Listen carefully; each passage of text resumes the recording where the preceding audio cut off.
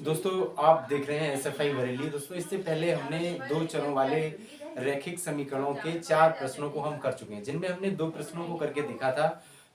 चौथे क्वेश्चन के हमने प्रश्न नंबर पहला और दूसरे को हमने करके देख लिया था। तो उसी एक्सरसाइज को आज हम कंटिन्यू करेंगे, उसे आगे बढ़ाएंगे। और आज हमारी उस एक्सरसाइज का जो प्रश्न नंबर तीसरा है वो है हमारा 2x + y माइनस का 6 = 0। और जो दूसरा समीकरण हमें दिया गया है वो है 4x माइनस का 2y माइनस = 0। तो इन दोनों समीकरणों में हमें हल करना है। और दोनों समीकरणों में हमसे ये पूछ रहा था कि कह रहा था इन क्वेश्चनों में जो चौथा प्रश्न था उसमें ये पूछ रहा था हमसे कि अगर ये समीकरण हमारी संगत है तब तो हमें इसका ग्राफीय रूप बनाना है, और ये समीकरण अगर हमारी संगत नहीं है तो हमें इसका ग्राफीय रूप नहीं बनाना है। तो वही इसलिए हम प्रश्न नंबर 1 मान लेंगे और इसको समीकरण नंबर 2 मान लेंगे। अब दो हमारे रैखिक युग्म के समीकरण हो गए हैं, तो दोनों समीकरणों के हम रैखिक युग्म के जो समीकरण है उससे तुलना कर लेते हैं। तो समीकरण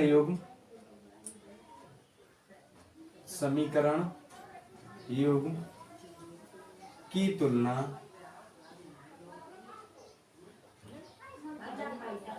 a1x + b1y + c1 = 0 व a2x + v2y + c2 = 0 रैखिक समीकरण युग्म से करने पर, रैखिक समीकरण युग्म से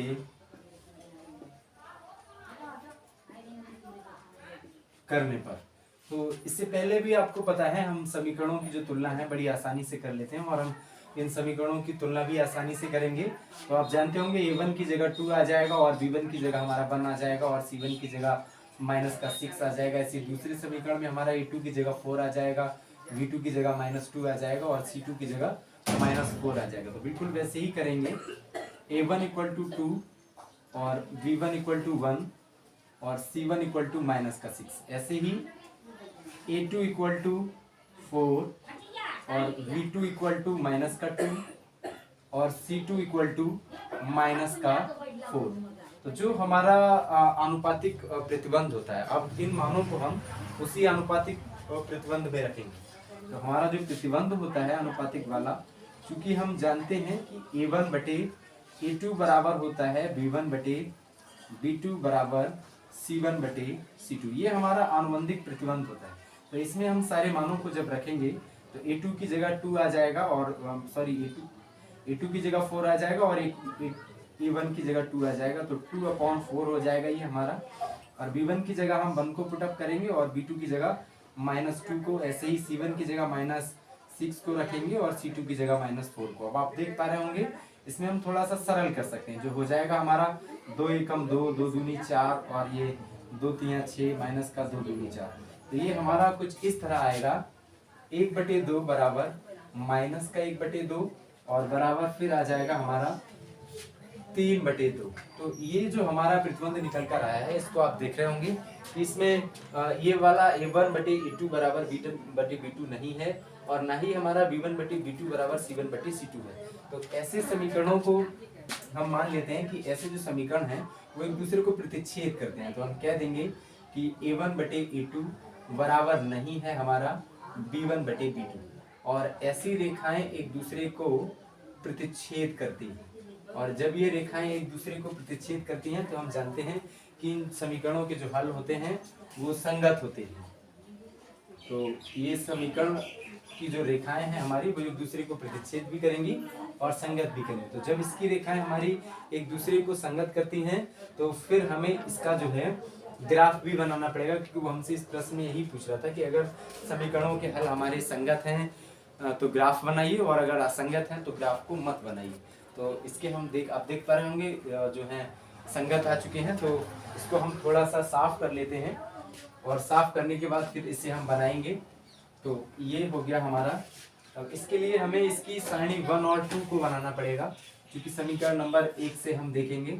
तो समीकरण 1 से और समीकरण 1 से हम सारणी 1 को बनाएंगे।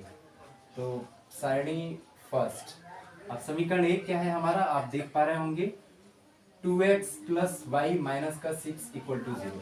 तो यहाँ पर हमें y की वैल्यू को निकालना है, तो y बराबर हमारा हो जाएगा 6 इस तरफ जाएगा, माइनस का 2x हो जाएगा और यही आ जाएगा हमारा y की वैल्यू। और सारणी को जब हम बनाएंगे तो सारणी हमारी कुछ इस तरह से बनेगी। इसमें हम x की वैल्यू को पुटअप कर लेंगे और y इक्वल टू आ जाएगा हमारा 6 माइनस का 2x। अब हम बारी बारी से इसमें x के मानों को कुछ ना कुछ पुटअप करेंगे और y का मान हमें कुछ ना कुछ मिलता रहेगा। तो जब हम x के मान को यहाँ पर 0 पुटअप करते हैं तो y का मान हमारा 6 आ जाएगा, और जब x के मान को यहाँ पर हम 2 रखेंगे तो 2 दूनी 4 हो जाएगा, 6 में से 4 जब घटेगा तो 2 बचेगा। और ऐसे ही हम यहाँ पर जब x के मान को 3 रखेंगे तो ये जहाँ यहाँ पर 3 आएगा तो 3 दूनी 6 हो जाएगा, 6 में से 6 गया तो ये हमारा 0 आ जाएगा। तो ऐसे हम सारणी फर्स्ट को निकालेंगे और बिल्कुल ऐसे ही हम सारणी 2 को बना लेंगे। तो सारणी सेकंड जो है हमारी वो भी कुछ इस तरह से हो जाएगी। तो ये x हो गया हमारा, और यहाँ पर इस सारणी से जब हम देखेंगे और y का वैल्यू जब हम निकालेंगे तो देखिए आप y बराबर हमारा क्या हो जाएगा, इसको थोड़ा सा बढ़ा के लाए तो ये हो जाएगा फिर हमारा, देखिए जो आप देख पा रहे होंगे, अगर हम इसको लिख लें समीकरण 2 से तो 4x माइनस का 2y माइनस का 4 इक्वल टू 0 हो जाएगा। अब यहाँ से अगर हमें y की वैल्यू निकालना है तो माइनस 2y को यहीं रखेंगे, 4 उस तरफ जाके प्लस का हो जाएगा और ये माइनस का 4x हो जाएगा, या y को हम यहीं रहने दें तो बराबर ये पूरी वैल्यू हमारी इस तरफ चली जाएगी और 4 को कॉमन लेंगे तो 1 माइनस का x बचेगा और बटे में आ जाएगा हमारा 2, तो 2 एकम 2, 2 दूनी 4, तो माइनस y बराबर हमारा आ जाएगा 2 और 1 माइनस x, या इसे हम लिख सकते हैं माइनस y बराबर 2 एकम 2 माइनस का 2x, या जब y को प्लस का करेंगे तो ये हो जाएगा हमारा 2x माइनस का 2। तो y की जो वैल्यू है उसको हम यहाँ पर y बराबर 2x माइनस का 2 पुटअप करेंगे, तो ये हो जाएगा। इसको अब हम साफ कर लेंगे। तो इतना करने के बाद अब जैसे हमने अभी इसमें x की मानों को बार बार पुटअप किया है, वैसे ही हम इसमें x के मानों को पुटअप करेंगे और y की वैल्यू हमें कुछ ना कुछ मिलती रहेगी। तो लगभग हम अधिकतम 3 मानों को निकालेंगे।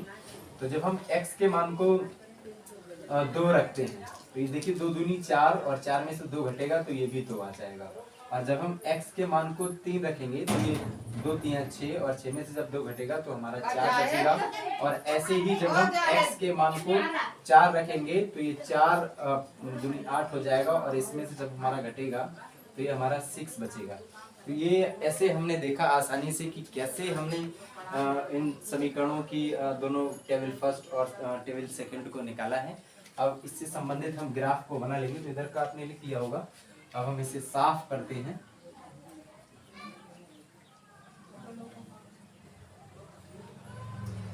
तो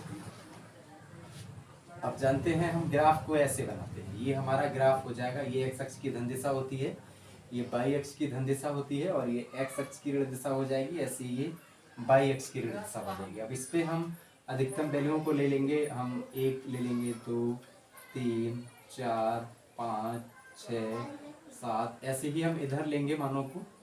तो 1 2 3 4 5 6 7, तो ऐसे हमारे कुछ मान होंगे। अब जब हम यहाँ पर x को हमें 0 चलना है तो y का मान 6 होगा, तो यहाँ पर हम मान लेंगे ये हमारा जो बिंदु है वो यहाँ कहीं पर आ जाएगा। फिर दूसरे में हमें x का जब 2 चलना है तो y का भी 2 होगा, तो ये हमारा यहाँ कहीं पर आ जाएगा। तीसरे वाले में हमें अगर x का मान 3 चलना है तो y का 0 होगा, तो x का मान जब हमें 3 चलना है तो y का 0 होगा, तो ये हमारा बिल्कुल यहीं कहीं पर हमारा बिंदु आएगा।